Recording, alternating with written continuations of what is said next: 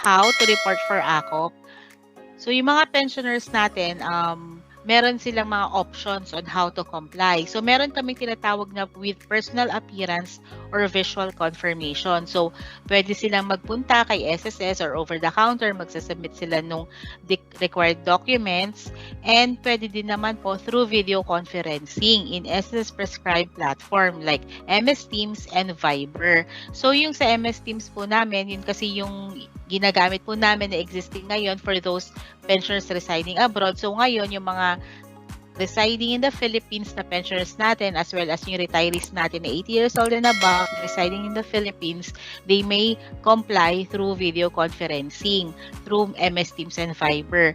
Ang MS Teams po, so lahat ng branches pwede yan. Yung Viber, meron pa lang po kaming mga pilot branches for that pag nag-announce